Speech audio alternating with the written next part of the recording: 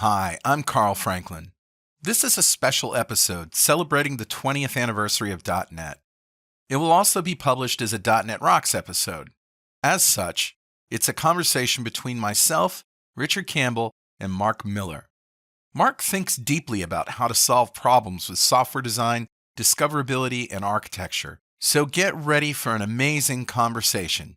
And that's coming right up on the .NET Show.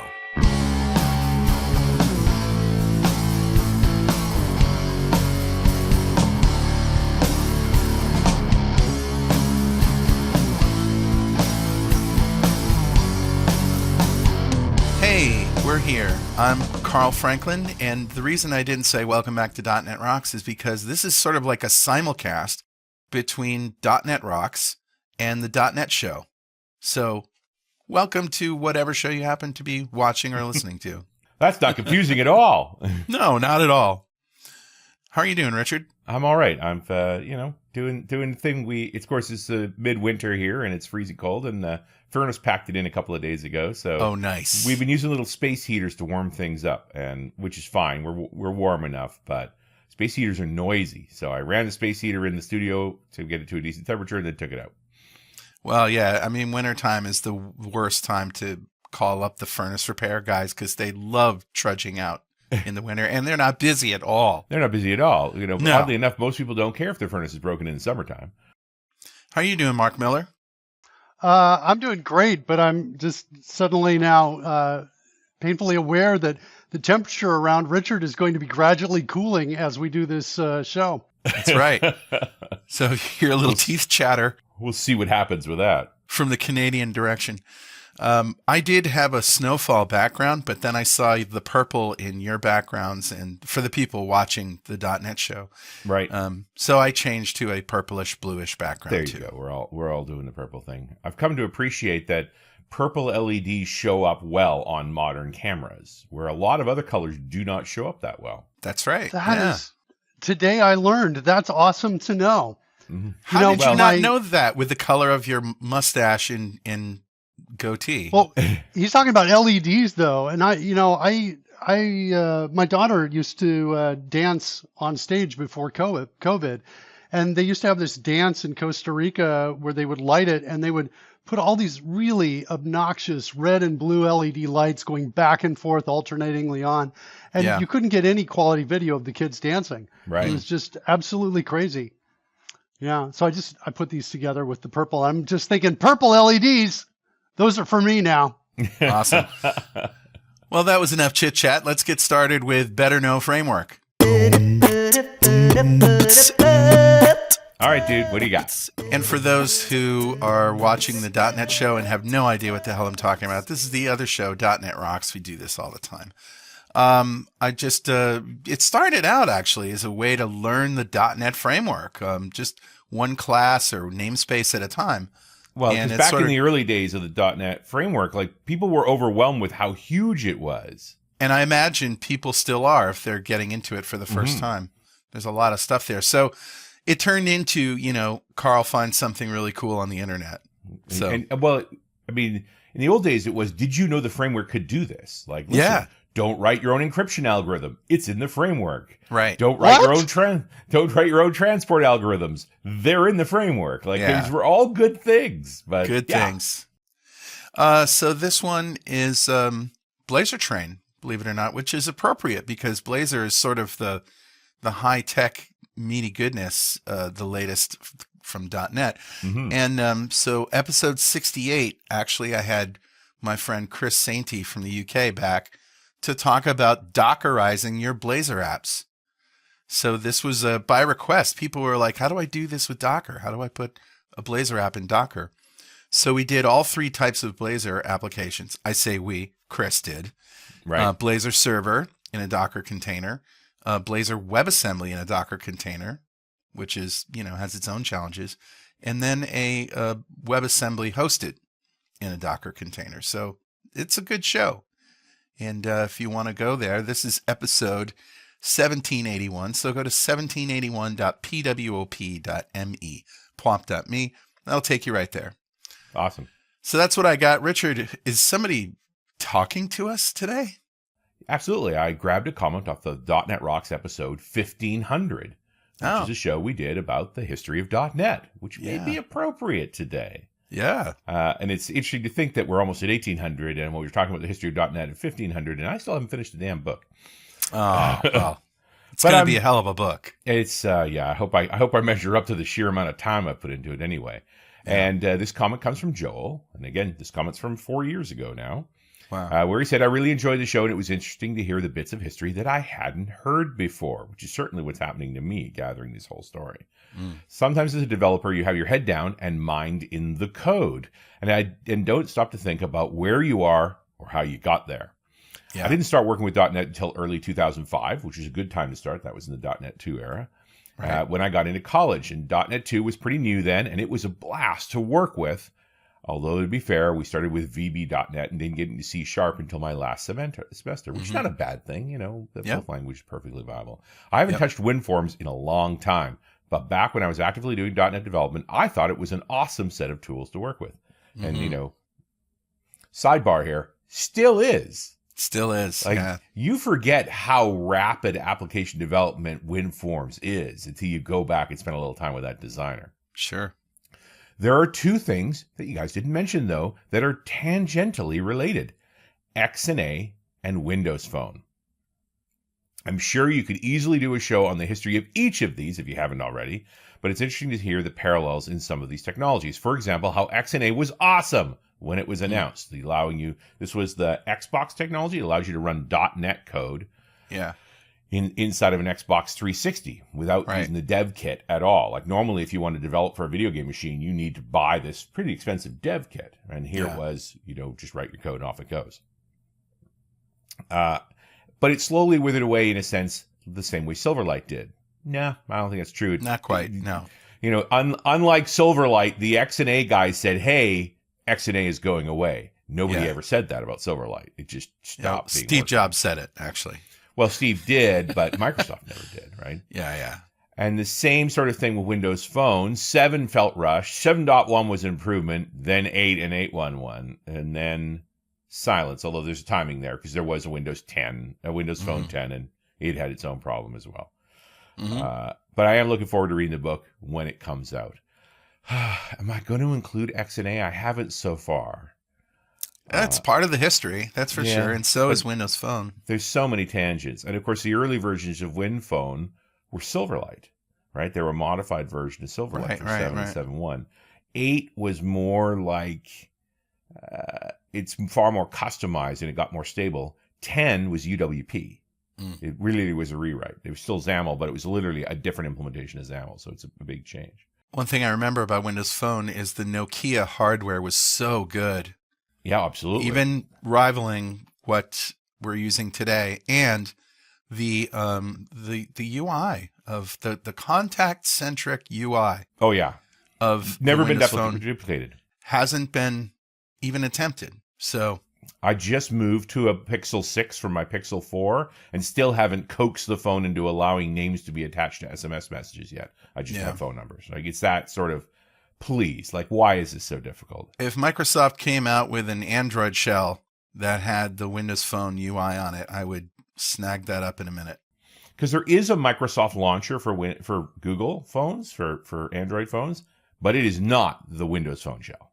Yeah.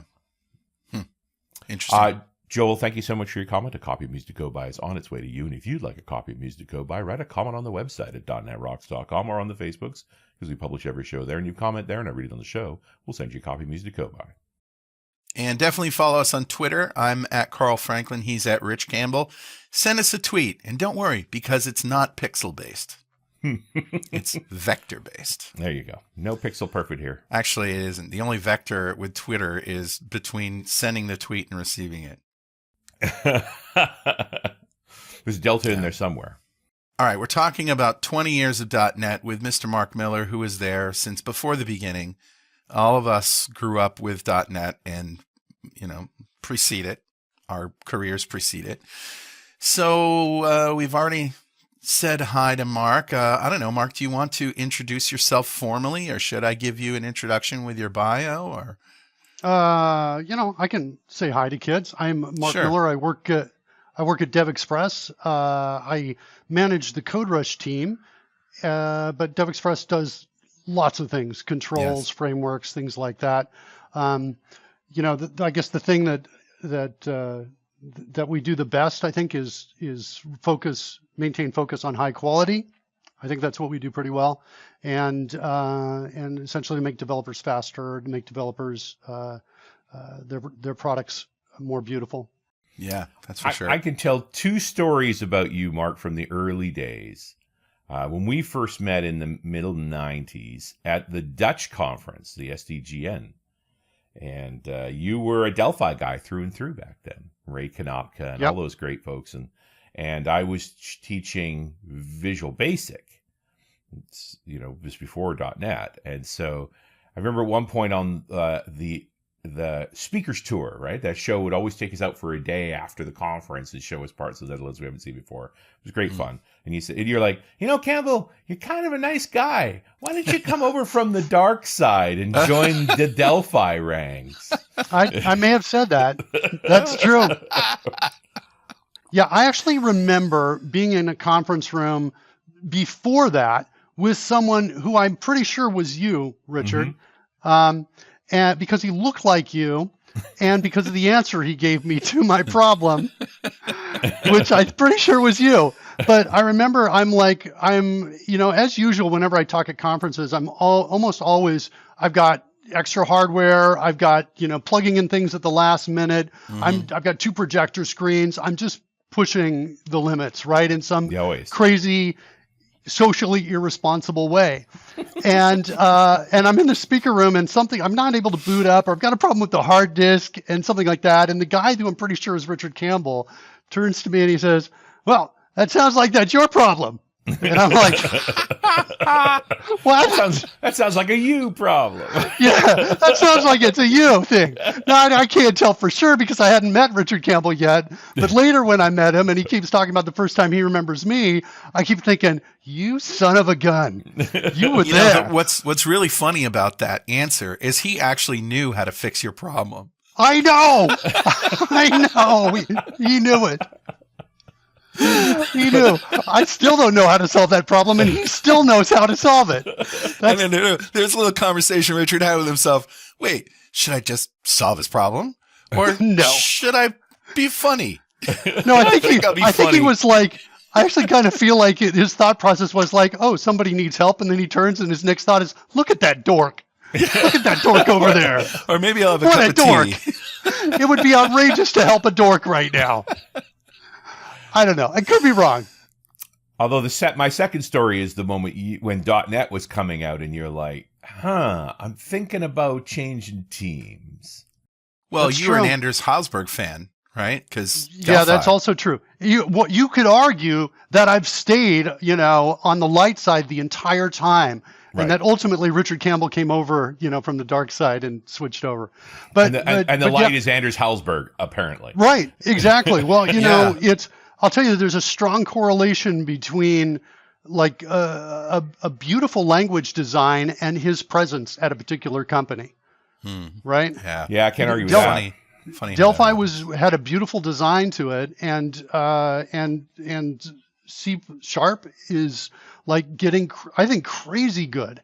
Yeah. Like I think in this last release from Microsoft, both in Visual Studio and in C#, I'm seeing like kind of just a leapfrog from where they normally do. Normally they come out and here's an incremental thing, here's some feature, here's the design, and I would look at it and I'd be like, okay, it's incremental and it's small. But I feel like with VS 2022, they have reached really far, and while everything is not maybe as perfect and as polished as it's going to be, right? It's the answer is it's going to be, right? And you can see it. They are like, it's almost like, it's metaphorically a little bit like a foot has stepped on the moon, right? If you want to go back in time, right? They've just done a number of remarkable achievements. They're focused on, I think it feels like they're focused on simplicity of code, on helping you write the code out faster. I just think they're doing I just think that team has done a really good job in the last whatever year or so that they've been working on this. I got two comments. First of all, loving the sort of minimalist approach, as you said, removing cruft, making any kind of application just a few lines and be able to work, hiding all the using statements, for example, that you're going to use, and turning on null checking by default in Visual Studio. Just wonderful things. But also going back to what you said, I remember checking out Delphi in the VB days because you couldn't help it. If you were using VB4 at the time, it was really slow because of hardware at the time, and everybody was like, oh, we want it to be compiled. We want it to be compiled. And the Delphi people were like, I'm not having that problem. Because it was like a compiled language. So, but VB4 was also the 1632 split and the redoing of the VBXs into OCXs, and it was the commification of VB, and it was slow. It took a beating. So getting back to the story, I was checking out Delphi, but the thing that kind of turned me off, or not turned me off, but I wasn't used to, was the way that the event handling worked. There was always the sender object and then the arguments class, right? I don't remember what they were called, but when .NET came around, I totally recognized that pattern from Delphi. And that's probably a direct result of Anders. Sure. Yeah, no, I think there's a lot there. I also think, by the way, as long as we're talking about, folks who are doing amazing work, Chuck Jaskee he was like number 2 over at Borland under Anders. Mm-hmm. And if you look also at his work as he moves from place to place, right? You start seeing, similar kinds of correlations and trends between high quality, right? Those two work together at Borland. I don't think they work together as closely at Microsoft. I don't know, but you kind of have this sense that both are focused on quality. And I think to a large degree, simplicity of implementation, simplicity of what is delivered as well, and I think it's good. I think it's good.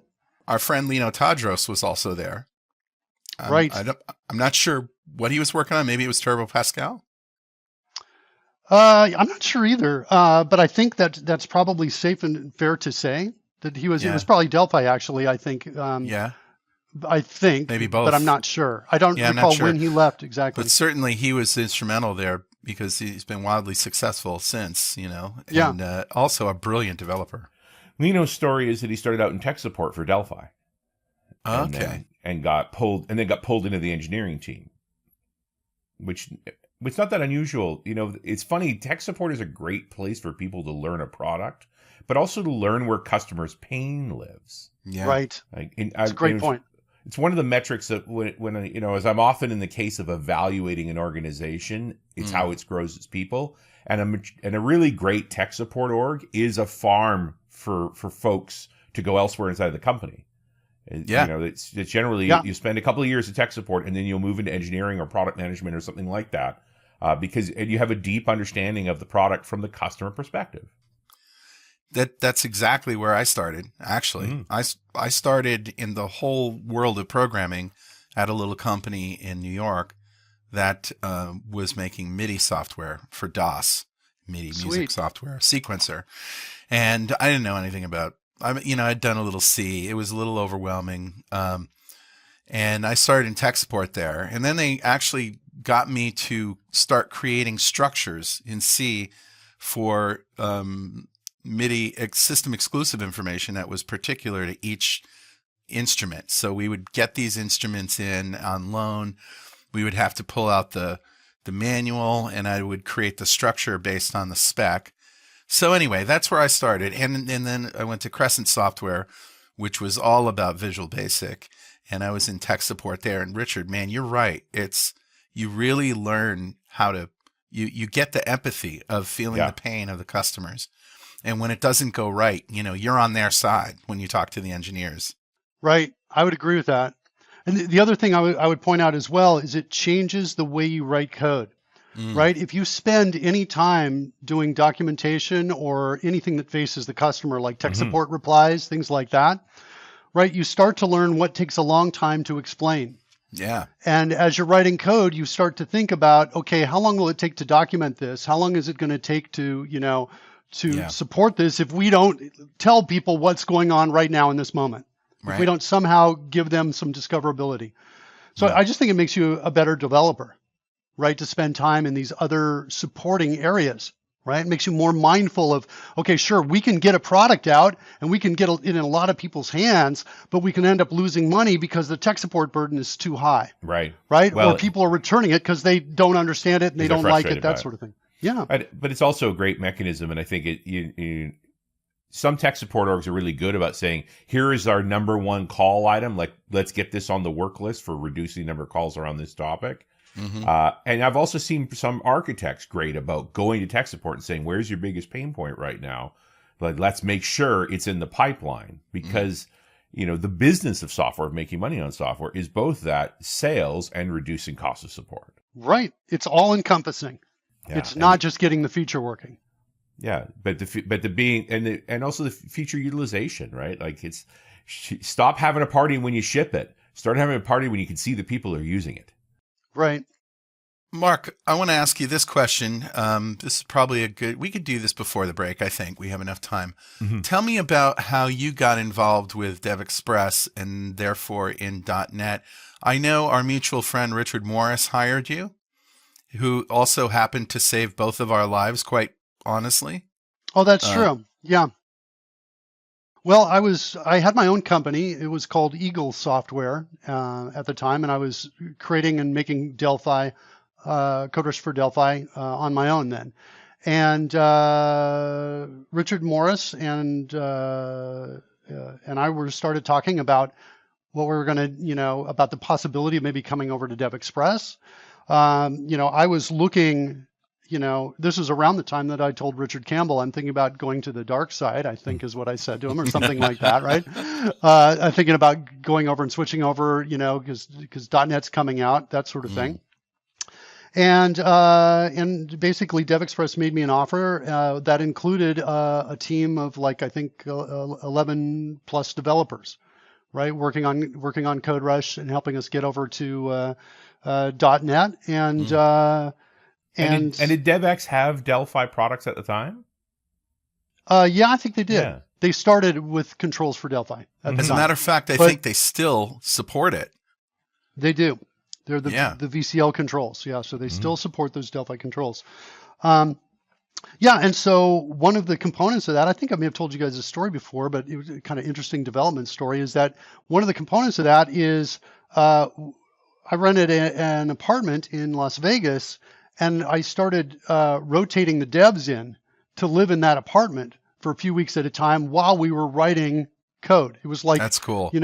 It was kind of like a dorm room almost, except for we were writing code. And I was obnoxious. Dustin Campbell was there, by the way. He's at Microsoft on the Visual Studio team now. But he was there. And I remember on the weekend, they'd be out by the pool, and I'd be like, you guys have no commitment to the project. What are you doing? What are you doing? What did you do today? You were gone for we were like seeing a movie, Some movie came out, something like that, Green Lantern, I don't know. And I was like, get back in there and get to work. So... Mark Miller, Taskmaster. Yeah. So they were doing mostly VB controls, right, at the time?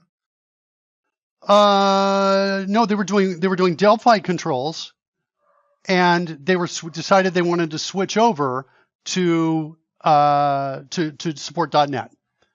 That was the move. I swear I saw that they had VB stuff. Maybe it was just.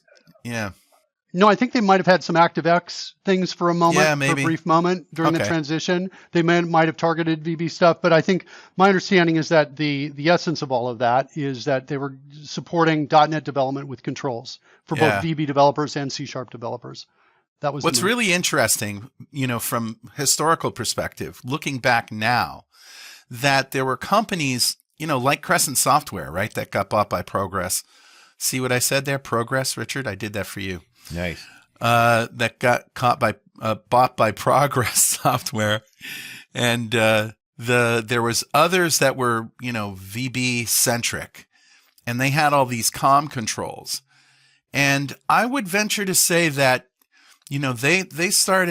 they had a very difficult path moving from COM to .NET. And so they had to, because of backward compatibility and stuff, the folks like DevExpress were pretty much starting fresh and, building .NET controls. And you don't hear as much from the other companies these days. Right. Well, one of the transitions that occurred at that time that actually DevExpress was pretty smart about, I think, or at least in retrospect, they took the lead on it, and everybody else either had to follow that lead or they had to, fade away. And the lead was essentially to make the decision that when you bought the controls, you would also get the source code. And that was up to that point, that was something that did not happen. Except at Crescent Software was always giving the source code. The problem was it was mostly an assembler. That is a little scary. It's a little scary. But potentially fast, I suppose. Yeah. Yeah, if you were building stuff, if you're building OCXs back then, it was pretty low level stuff. You didn't write it in VB, that's for sure. Yeah. You talk about the evolution of .NET, and here we are 20 years in, and how well it's thriving. Part of it is that they rewrote the underpinnings, right? That we have a new modern implementation of the framework and the language. Roslyn was a reboot effectively of the language, admittedly with, for the most part, almost perfect backward compatibility. But they really did get a chance to rewrite the language. Most of the time, we would have made a new language by now. Visual Basic, beginning to end, 1991 to 1999. It's 8 years. And it feels like a long time, but it was only 8 years. And here we are 20 years in. And it doesn't feel that long, really, because they've done such a good job of keeping it contemporary. Well, you talk about Go ahead, Mark. I was just going to say, I would totally agree with that, especially with the recent changes. I'm looking just through the changes in the language. I'm just thinking, good job, right? I remember I was at a conference in, it was like a language conference in San Francisco, I think. And Mads Torgersen was there. And I gave one of these impromptu where you go up and you speak for 15 minutes or something like that. And it was on the science of good design of programming languages. And I remember being up there, and I started giving an example about how good ways to cast an expression and bad ways. And so I showed the effective way, and then as I'm starting to show the bad way that requires way too many parens, Mads realizes I am about to talk about C#. And he starts sinking down, and he's like this, and he's just like this. He also knows that you're right. Yeah. Right. Yeah. There's that aspect of it as well, right? You can do it with fewer parens is essentially my argument. But I don't know if that was, at all influential or pivotal. Sorry. Pivotal. But I would love to think that opened up eyes in that presentation, and people started thinking, okay, how can we use less in the language? Regardless of how they got from point A to point B, I love point B. I think point B is beautifully done. Knowing Mads, I'm probably guessing that he was also thinking the same thing and was probably actively changing it. It's .NET Rocks and the .NET Show, and Richard Campbell is here. Howdy. And Mark Miller is here. We're talking about the history of .NET, but we're really focusing on through the eyes of Mark Miller, who has been here since the beginning. We can't have a show on, the history of .NET without talking about .NET's dark years. And is it safe to say that Steve Sinofsky is the Lord Vader of the Sith movement that attempted to turn .NET into JavaScript? What do you think, Richard? Is that a weird metaphor? It's a weird metaphor, and he didn't try and do that, per se. I mean, I think Sinofsky's concern was that he believed in the idea that there were Windows developers. Yeah. Right? And often people who lead certain products, like I remember when there was a group of folks at Office that were looking for Office developers. Yeah. Right? It's just that that's not how developers think, right? You generally ask a developer, what do you do? What kind of development you do. They usually speak about their language. Their language right? and their tools, They're a Delphi developer. But you don't hear them say, I'm a Visual Studio developer. They say, I'm a C# developer working in Studio. That's sort of the tone. And so as soon as you associate a product like that with a developer, you're making a false assumption about what a developer is. And so I think Sinofsky's concern was that he believed that there was such a thing as a Windows developer, and that they had become .NET developers, that was a problem. And what he was really doing was he's trying to sell Windows. He was always concerned about protecting Windows. Remember, he's the guy who cleaned up the Vista mess. Right. That's his claim to fame. He was an Office guy. And when Jim Ulchin fell on the sword for Vista, which was not Ulchin's fault, but he did fix it and take the hit for it, for better or worse, Steven Sinofsky stepped into that breach and made Win 7, which is a beloved version of Windows. Great, there's great no version. two ways about that, right? Yeah. And then the iPad appeared, and he saw that as an existential threat. And so now it was. It was. That's a great question. It was because Microsoft didn't really have a good way to develop, apps for iOS devices. And it was either what we ended up with now, which took a long time, or the JavaScript approach. Well, one would argue Microsoft still doesn't have a great way to make iOS applications, but Microsoft had been dabbling in tablets for a long time, right? They had made various kinds of tablets well before that. True. And as they had with phones, right? They had been making phones for a long time. Then the iPhone appears in 2007, is, soundly mocked, and then takes over the market because it is the final manifestation of the smartphone. I mean, fundamentally, smartphones have not changed since 2007. They're a slab of black glass. They have been ever since. Sometimes they're bigger, sometimes they're smaller, sometimes they have 1 camera, 2 cameras, 3 cameras. Wow, that's too many cameras. But really, that's all it is, right? It's the end of the path. We've had more or less the same camera for 15 years, the same phone for 15 years. Mm-hmm. Microsoft's dabbling in tablets for years. Expensive devices. You saw me. I had one of the motion computing devices and so forth. Yeah. And then the iPad comes out. It's beautiful. And the iPad is cheap, right? Remember at the time, if you go back to 2010, when the iPad first appears, the race for the $500 laptop is on, right? And to get a laptop down under $1,000, it's got to be made of plastic, super cheap parts. It's bulky, they're horrible machines. And then the iPad comes out and it's $800 and it's gorgeous, right? It's stunningly beautiful. And everybody's like, put a keyboard on it, which they didn't initially wanted to do, but eventually did. But that's the threat there was we've been trying to do tablets for ages. They've already eaten our lunch on the phone side. Mm-hmm. They're going to do this again, right? And I just set that as the stage for why they reacted so strongly. You just got the Windows ship righted. It's understandable, but we have to tell that story of build. That build where it was all about Windows 8. Let's tie it back to the .NET side of this. Okay, so now you understand. I just said that as context. That's why they're freaked out and they're trying to make a tablet version of Windows. We have to address the tablet issue in Windows. Right. Then there's thoughts on Flash. Right. Jobs puts out his letter, which fundamentally under the hood is Flash is killing batteries in iPads, and that is unacceptable, right? And admittedly, Flash wasn't such a crappy piece of software. It would not have been a problem. And the way to solve it was to banish the plugin. And again, the issue around plugins was a real issue. They were insecure. Every one of us doing tech support for family had somebody whose address bar in their browser had been replaced by an exploit plugin. Right? That was the norm. And banishing plugins actually solved this problem. But it also murdered Silverlight. Yeah. And at that point, Microsoft, the sin of the death of Silverlight is not that Jobs killed Silverlight. The sin is Microsoft's response to that.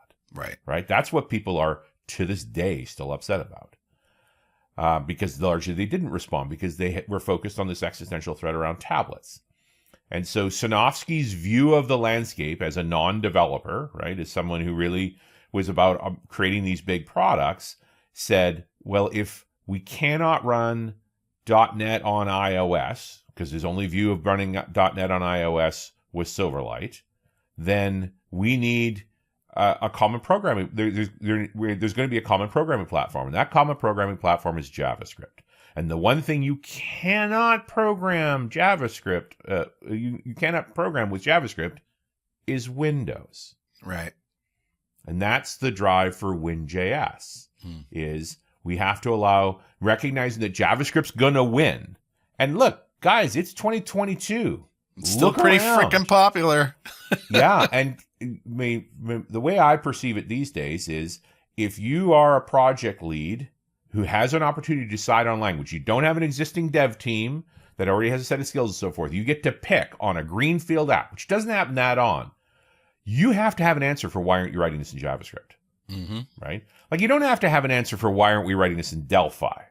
Not that I have anything bad to say about Delphi, but it's like when you talk about available resourcing, tooling, and skills, JavaScript is right there, right? But therein lies a real problem, and I know you're going to mention this next, but I want to take over because that's what I do sometimes.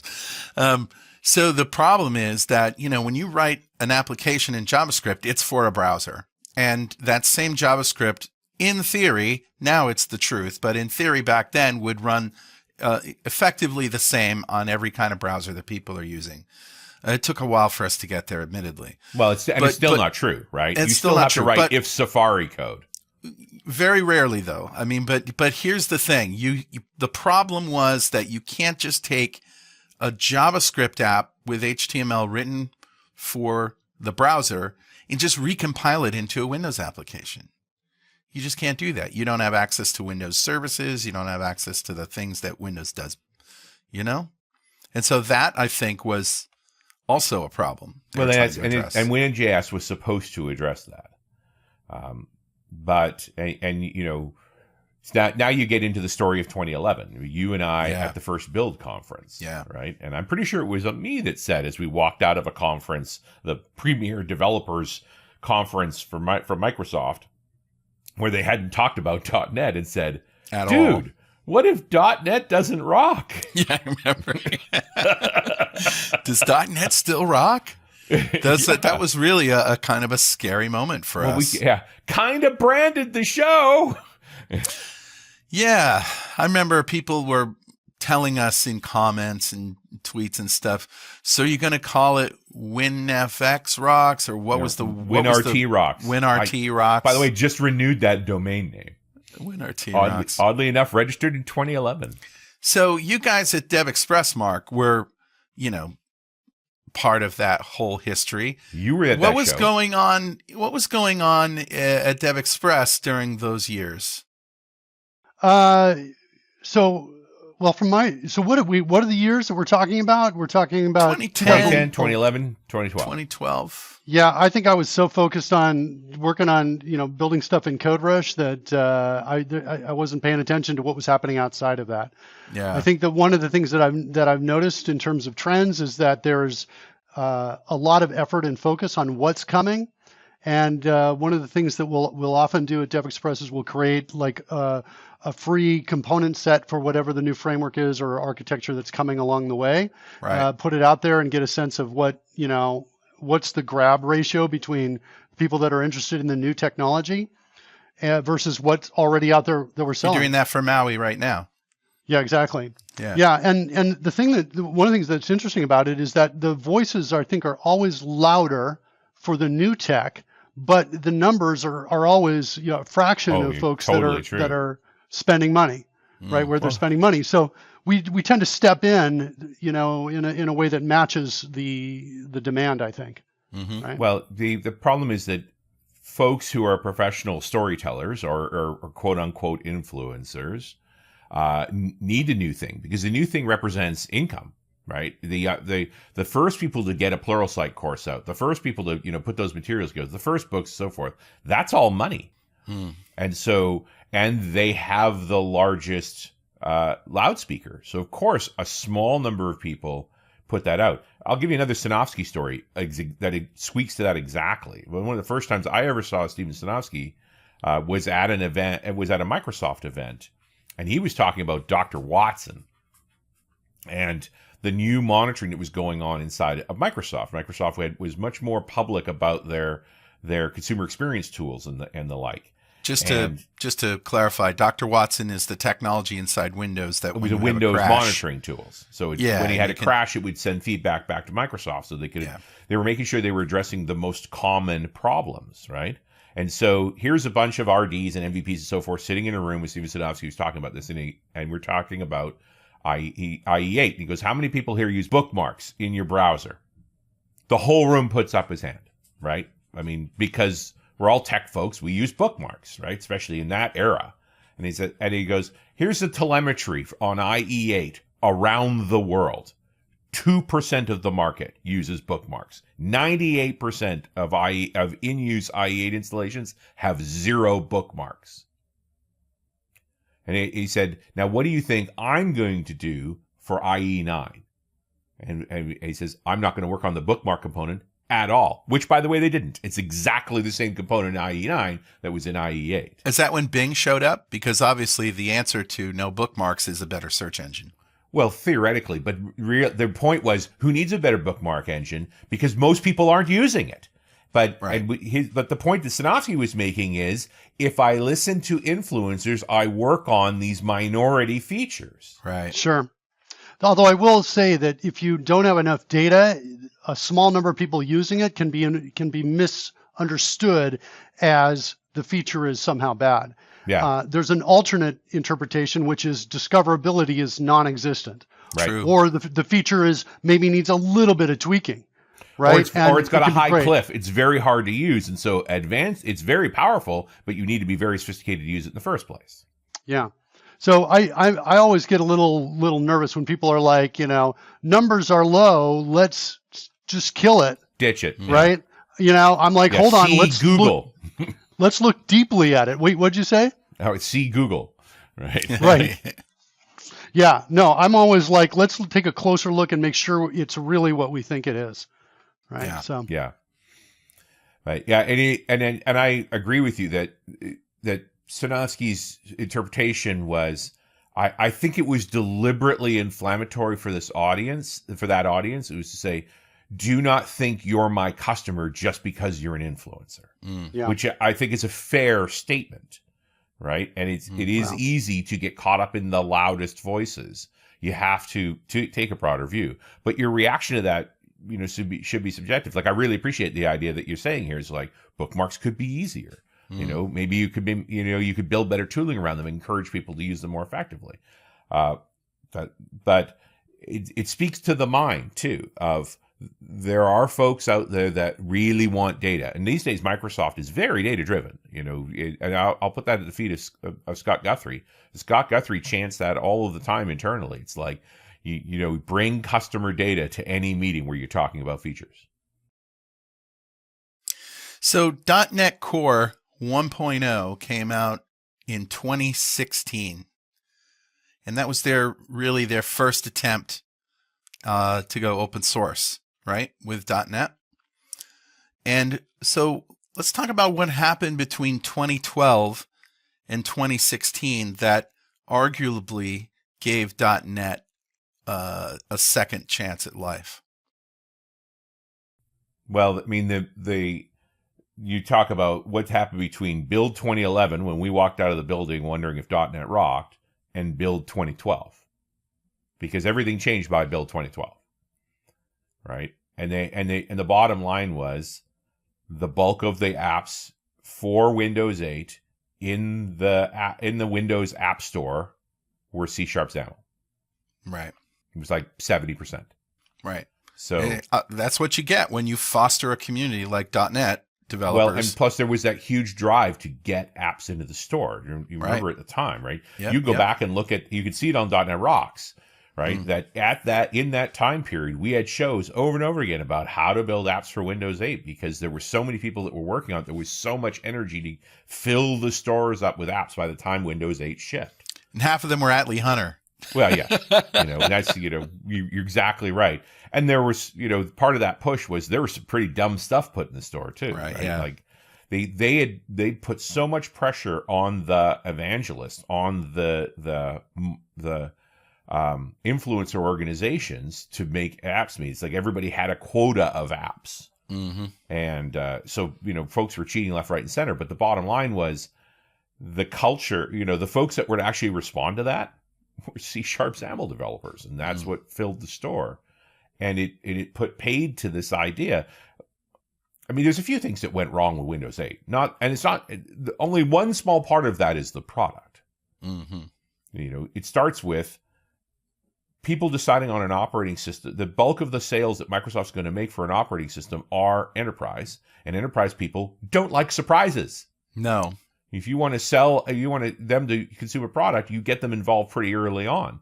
It's in your best interest when you launch a product to have a bunch of enterprise folks on the stage with you, because they've been part of the beta program and they've already got it in the field, right? And people feel more comfortable. And Boeing's has 10,000 seats running on this for the past 4 months, and they've had success. Like, those are all the metrics that sell a product like that. And Apple's MO was to have an unveiling, but they're also and they didn't talk about a product, right? Right. Yeah, you're right.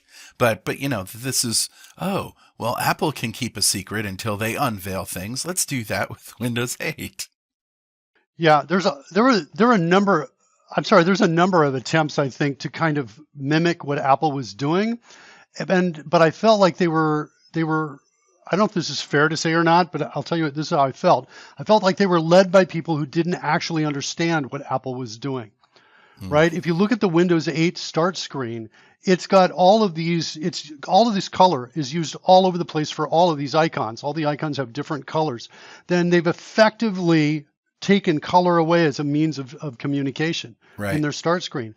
And they even the background was brightly saturated, as I recall. Yeah, it was. So you're like, this idea of saturation having meaning is gone. It's the equivalent of overloading your brain with noise. Right.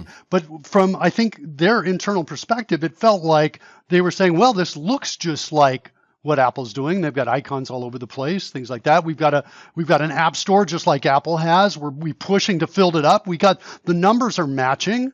The things kind of look similar, but it feels like it was without a fundamental understanding as to what was actually happening and why it was successful. Cults, right? You ever heard the term cargo cult? I don't think so. So cargo cult comes from World War II, when during the Battle of the Pacific, the Americans and the Japanese, when they were hopping from island to island through New Guinea, and so they'd land on these islands with the native population that was there, that were largely non-technical population, and the Seabees would show up. They cut an airfield in the jungle so that they could stage resources, and so this huge amount of wealth poured into these islands during the war. With aircraft and so forth, bringing in supplies and so on, and they did their best. The local population would reap some benefit from this. They'd get chocolate and food and things like that. Then the war ended, and everybody left, and folks found the native population was like, well, for a while there were these things going on, and food would come out of the sky. So they started building airplanes out of wood. Not that they could fly, but they looked like an airplane. Like they would do the rituals that had been taking place during the time when the cargo would arrive. They were cargo cults. Classic mythology. Well, I don't understand what was going on, but I appreciated the benefits from it, so I try and replicate it without understanding.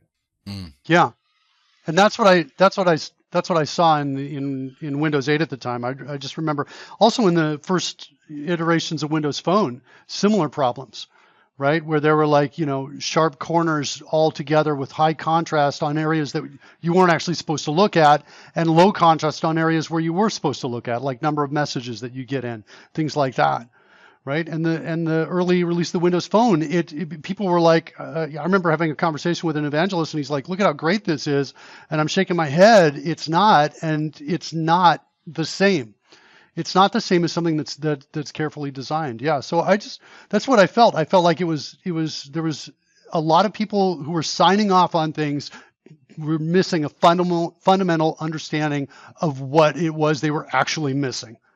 The Windows Phone UI could have been better with color and contrast. I'll give you that. But the whole contact-centric way that it worked, to me, was so much easier than having a message screen and a phone screen and a contact screen and a this screen and a that screen. Depending on what you want to do, you go there and then you look up the contact you want to talk to or whatever. And you know what I mean? It just made so much more sense. I want to talk to this person, and then I get all of the options of what I can do for them. I don't know. That made a lot of sense to me. But anyway, let's talk about how the renaissance of .NET happened after all of this. Richard? We did do you remember the show we did at NDC London when it was still in the Docklands, which means it really should be called NDC Docklands because that's most NDC East Japipi London. Yeah. With Mads, when Mads was there, and he was talking about working on .NET Core and Roslyn and being open source cross-platform, and they were fighting hard to get to that parity point that all the features in C# had been implemented, Core had the things, and we talked about this idea of a Cambrian explosion. Like, you have set the stage in 2016. You've set the stage now so that you can innovate on this language in an entirely different way. Mm-hmm. Because, I mean, the reason they did Roslyn when they finally did Roslyn was that it was costing them too much to not do Roslyn. Right? I mean, there is a fundamental philosophy that no language is truly mature until you can write a compiler for your language in your language, which is very inception-y, but that should have happened in 2005, and it didn't. And by that time, they had so much of a code base built up, they couldn't afford to do it. The real reason Roslyn finally got written was that they were now stuck writing the compiler twice, once for the compiler and once for Visual Studio to do IntelliSense, right? That it had to be able to parse .NET code to be able to give you the correct squiggly lines. And that, what finally got them the budget to redo C# in C# as the Roslyn project was that the cost made sense because they were already doing everything twice. But that recreation and cleanup of C#, clearing off its baggage so you could work in C# really opened the doors. I'd also say this, throw one more thing on top of that. The consequences of that was a huge number of C# developers that worked for Microsoft, because before then, they were C++ developers. Well, Dustin Campbell went to work for Microsoft, right? And didn't he work on the Roslyn team? Or does he still? Yeah, I'm pretty sure he did. And, it's interesting because if you look at, from my perspective, when I think of Roslyn, I think of the ability to ask the IDE about the language, right? Ask it questions so that I can refactor and add tooling onto it. For years before Roslyn was built, Microsoft wanted to add that feature in. In fact, at one point, they believed it wasn't possible. And I remember being at Microsoft in just a room full of people, and it's not, we did a show where we were talking about thinking way outside the box, on .NET Rocks. But I remember being in the room, and this is not unusual for me, where everybody in the room is saying, Mark, it's impossible to do what you're describing. And I'm like, no, it's not.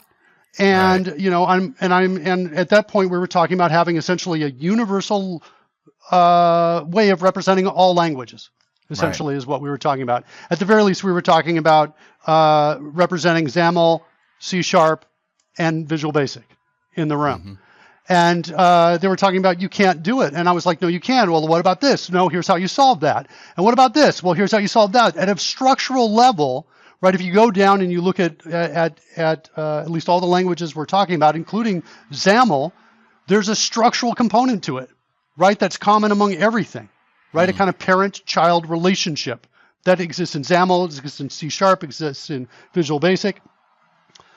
And what we had created in CodeRush up to that point was unique in that we were actually parsing into this kind of universal format. And so when we wrote a refactoring, we wrote it once, and it would work in Visual Basic and work in C#. And Microsoft knew we were doing that. And especially when Dustin was on board, they knew that we had done that, how we had solved that. And I think that Dustin coming on board to some degree, and again, I think CodeRush put pressure on the team to solve it. In fact, they had been talking to us for years saying, if we do this, will you then adopt it, the engine, and use it? And we would say, no, it's not enough. No, it's not enough. No, it's not enough. But finally, when they came out with Roslyn, they said, and when Roslyn came out, we looked at it and we said, hey, that is enough for us to abandon what we're doing and now rely upon Microsoft, Visual Studio team. The cool thing about that from our perspective is we didn't have to write or worry about that anymore. And for free, we would get all the updated changes as the language changed. Yeah. Whereas in the old days, we had to catch up that whole time. Well, Roslyn predates .NET Core, right? The project had actually been around for quite a while. And in fact, it was floating on Coplex. It ended up, this is before Microsoft really understood open source, and the legal teams created, a non-trivial number of problems around all of this. Do you remember there was a period, and we actually explained this on .NET Rocks, where you couldn't include Roslyn with your project. You had to have the user download Roslyn based on the Go Live license. So you could get Roslyn from Coplex, but it wasn't a supported product, and it couldn't be bundled with anything. And that was pure legal mumbo jumbo. They didn't understand how open source licensing would work, and would create these barriers around all of that. But inside of Microsoft, there was a discussion about open source was clearly coming, right? And pieces had happened. Even by then, by 2010, one of the breakthrough moments for me was the fact that jQuery was included in the box in Studio 2010, which is an open source product that Microsoft was now including in their retail product and supporting. You could get tech support from Microsoft for jQuery. And that, it was a hugely stressful moment. And I bring that up because this open source conversation, like, why did they make .NET Core? What was the tipping point for all of that? Right. And it was that there was pressure on to make open source. They were starting to make open source solutions. They created MS OpenTech, this separate group that was making sure that open source projects that were out there worked well with .NET.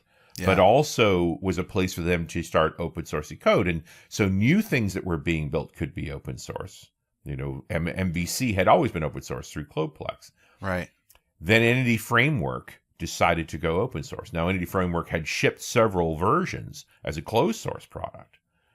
And that meant, this is the thing that a lot of folks don't understand and why I end up doing talks around this. When you're a closed source project at Microsoft, it's not just that the source code is closed. It's that it's covered in patents. Part of your job as a developer at Microsoft is to file patents on innovations within the things you've worked on. And those patents have some value to them, and they can't just be thrown out. You can't treat them willy-nilly, or you put yourself in a situation where you threaten all of your patents. And so the Entity Framework team had realized that it was in their best interest to be open source, and they pressed against it. In the end, it was Soma Sagar, who at that time ran the developer division, to open source Entity Framework. And so they reviewed all of the patents that were currently held in Entity Framework, and either decided to give them up, to release them or throw them out, essentially. In some cases, they even they decided the patents were valuable and rewrote the code in Entity Framework to no longer fit with the patent, which is messed up if you think about it for a moment. Right. So you wrote this code, so cool, you filed a patent on it and got the patent, and now you're going to rewrite the code to not conflict with the patent. Really? That's awesome. Anyway, it took them 6 months to get to the bottom of that. And we didn't see this, okay? What we saw was one day they announced that Entity Framework was open source. Ta-da! But the lightning bolt was inside of Microsoft. Because until the open source movement was coming, that was clearly true, right?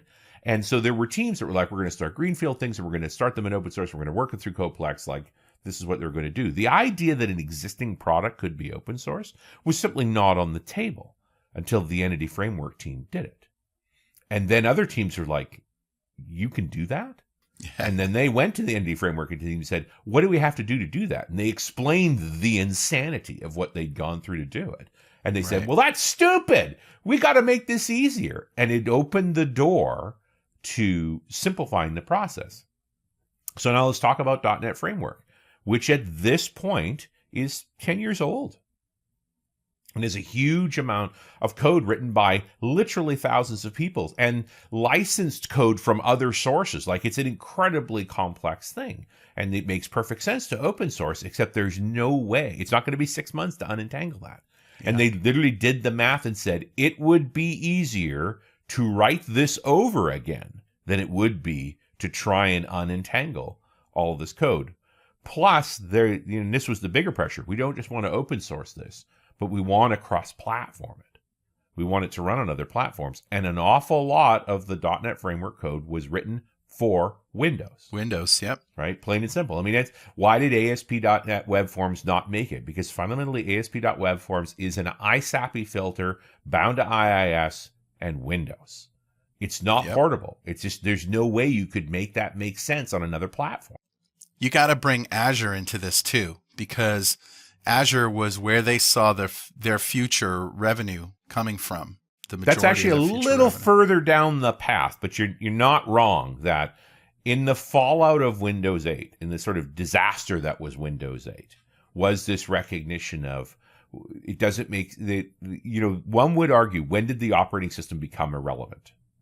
Like, that's the question. Not that they stopped dominating, but that it didn't matter. That the customer expects I don't care what the operating system is. I expect everything to just run. It's just like BIOS. Like, do you care that you have a Phoenix BIOS, versus a Columbia BIOS, or you don't care. You're expected to work. If it doesn't work, it's not a viable product. I won't buy it. It just works. We no longer care what operating system you work in. You're expected to just work. Yeah. So, when did operating systems actually be expected to just work? I would argue as far back as Vista. At that party at Tim Huckabee's house before build, the Sinofsky build, Windows 8, we went around and we asked people what they thought they were going to see tomorrow at build. What's going to be the big announcement? Because this was the first time that we had no idea. And I remember Atlee Hunter saying, by Windows 9, Windows will be completely free. And, it wasn't exactly right. No, but he was pretty much right. But pretty much to your point, though, that, nobody has to pay for Windows pretty much anymore. Well, the enterprise does, right? Yeah, and Windows 10, you remember the announcement in 2014 was that if the screen is smaller than 9 inches, Windows 10 is free. So the 9 kind of had something to do with that. Well, there was no 9, yeah. yeah. Because it conflicted with 9.5, 9.8, 9.8C. That's why they didn't use 9. I don't know what that means, but okay. Well, versioning numbers. Oh, okay. It was going to create a problem with versioning numbers, which is why they skipped 9. That and Mac was coming out with 10, and they didn't want to be a number behind Mac. Yeah, okay. There's still some serious Apple envy inside of Microsoft. Like, why does Windows 11 exist? Windows 10 was supposed to be the last version of Windows. Right. Well, Mac decided to make a Mac OS 11. So anyway, we should say that, from the dark years emerges a Jedi, and his name is Satya Nadella. So one can't underestimate the impact that he had on the whole ecosystem. Steve Ballmer knew that the company would have to bet on cloud. And he knew that he was an obstacle to that, ultimately. Right? I mean, it did come to this balance, this tipping point where Ballmer had been entrenched in a particular approach for so long that it was going to take longer to rehabilitate his image and approach than it would be to put a new CEO in place. You can't say developers enough to make something happen. Well, but it's like they're Windows developers, right? Like that was the point. Yeah. So it's not like Satya took control and changed the course of the company. The company was already pivoting. It was pivoting towards the cloud. And it was useful, it was smart to have a new leader for that. To me, the bigger thing that Satya did was shifted the culture. Yes. The product space was still already obvious, right? That had happened, but he embraced Linux. Well, yes. And now again, it was Ballmer who said Linux is a cancer, right? It's like you got that whole rehabilitation part, but also that there was a somewhat adversarial culture inside of Microsoft. Remember the great diagram with the guns? Oh, yeah. That's Ballmer's Microsoft. Sitting around a meeting table with pointing gun at each other. Yes. Well, it was a guy, I'd have to go look up the graphic again, and I would like to reference the artist correctly. Yeah. But he drawn like Apple as dot in the center, everything around it, right? Like all things flow through jobs. But in the Microsoft, because Microsoft is such a diverse company, makes so many products, has all these different islands that are as much in competition with each other than they are with themselves, right? Bill's world was a Socratic world where best ideas won. Steve's world, the most politically savvy one, and that became very hard for the company. Yeah. And Satch's rule was there's one Microsoft, and you don't fight with each other. Like, that's not how you do things. It took a while. It's taken a while. I mean, here we are in 2022, but it's a kinder, gentler Microsoft. So obviously, embracing Linux was good for Azure because they can offer more low-cost services than running Windows on the back end. Well, to this day, right? If you're working in core, which of course we in theory all are, you're able to implement and run on any operating system you want. If you try it, run on a Win instance in Azure and look at your bill for the month and run the same thing under the same load on Linux, and you'll save about 30%. Right, and it's going to work just fine. In theory, yeah. Well, it is. I mean, you don't hear about issues between Windows and Linux services running core. Yeah, on Azure. Depends on how it's implemented. You can do stuff that is still Windows dependent if you do it that way. Yeah, and there are some the differences under there. So it's always the brownfields that have migrated to core and then try and then push up and then run into you can run into issues. So Mark, before we jump off here because we've arrived at the end of the story, how did that embrace of open source affect DevExpress as far as your perception is?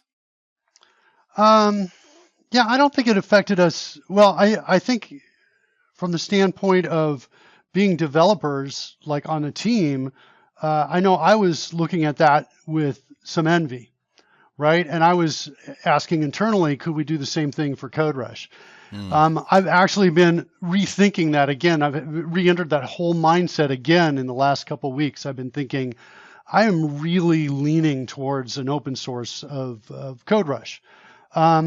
But I think that was the impact of it, right? The impact is that it kind of you see that there's a ton of benefits that they're gaining from doing this, right? And I think among those are quality, right? They're getting more quality reports in, and I think they're getting more community involvement, community feedback, as well. Yeah, yep. Right, exactly. And I think those are incredibly valuable.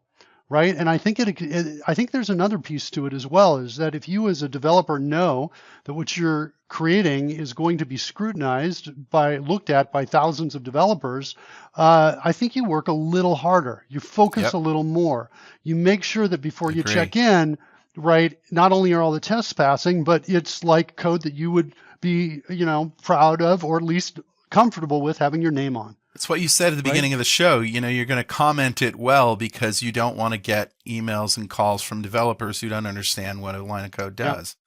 Yeah. So I think that from that standpoint, we were already releasing the code for all of our controls.